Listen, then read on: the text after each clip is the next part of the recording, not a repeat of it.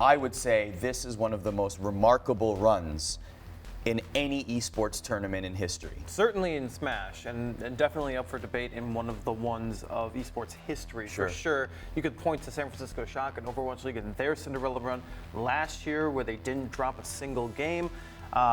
They swept everyone. That is a very recent one that comes to mind. But this specifically, I mean, that mano-a-mano aspect of MK Leo making that losers run, unbelievable. Yeah, I mean, it's certainly in the conversation for greatest tournament performance in history. MK Leo winning Frostbite after getting sent to the losers bracket very early in the tournament and having to defeat essentially everyone in the top 20 in the Panda Global rankings in order to get to the finals. Yeah. It was almost like one of those runs that you would script in a movie, right? Like if you were to pick opponents and even ordering them the way that it came down, it was remarkable. So after losing 3-0 against Prodigy in winners round 1, MK Leo got sent to the losers bracket. Things were not looking good, especially after a 3-0 loss. When was the last time we really saw MK Leo lose like that so early? It's been a while. I mean, that was a shocker in itself. Yeah, I mean, he's one of the more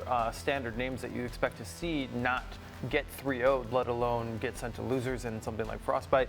Now take us through the losers run. Like, let's just read this. Yeah, for sure. So, because this is incredible. After getting sent to losers by Prodigy, now I'm gonna have to read this. He beats Dark Wizzy, Samsora, Nairo, Zachary, DeBuzz, and then he beats Tweak in the losers finals, which is a winners finals rematch from last year that he lost. And an Evo rematch as well, exactly. So he beats Tweak to go to grand finals, resets the bracket against Meister, and then wins after he resets the bracket. So 1, 2, 3, 4, 5, 6, 7, 8 wins in a row. Incredible. For him to win Frostbite 2020 after getting sent to the losers bracket by Prodigy. I mean, the Panda Global ranks on these players are 2, 3, 4, 6, 7, 9, 12, 22, and 30. I mean, come on. Not in that order, but among them. Yes. Is that is wild. It is, and actually to even sprinkle even more sizzle on this, let's look at the scores that MK Leo went through. Salem, this is the losers bracket run. Salem 3-1, Dark Wizzy 3-0, Samsora 3-0, Nairo 3-1. Nairo 3-1 in a losers bracket match, my gosh. Zachary 3-2, that one was close. DeBuzz 3-0, DeBuzz 3-0, T 3-2, also close. Tweak 3-2, that's the rivalry that's going to live on. I am certain they will meet again in the future in a very heavyweight matchup. And then Meister 6-0 resets the bracket in the All-Mexico final. Game & Watch even brings MK Leo even brings out Byleth in the last game.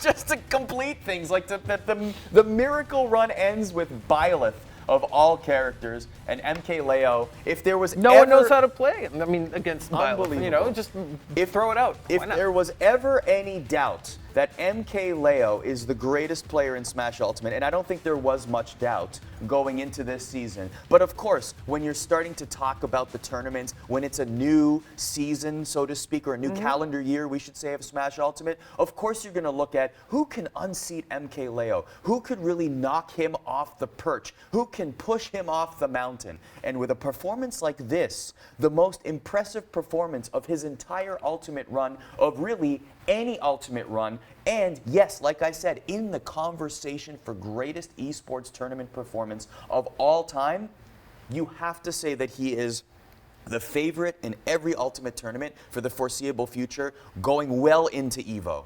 I would say so. And, you know, going back to, is this one of the most impressive runs in esports history?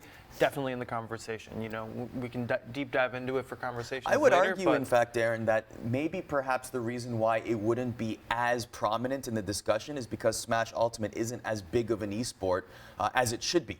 I would say that the reason, yes, I agree with that. I would say one of the reasons that you couldn't elevate it past, say, San Francisco Shock's Miracle Run is a one-on-one tournament is all about you and the person across from you versus something like Overwatch League where you have 6 players needing to coordinate perfectly together, which might be a little bit more difficult.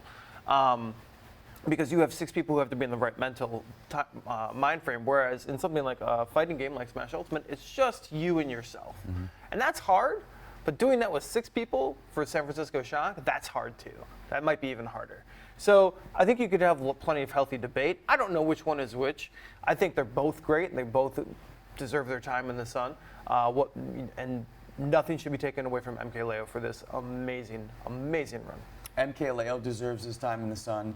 The Smash scene as an esports community deserve their time in the sun. 2020 is the year something big happens. I don't know if it's Nintendo or if it's a billion-dollar company. I know I talk about this a lot. Something's going to happen. 2020 is where we're going to get more Fire Emblem DLC for Smash. Stop it.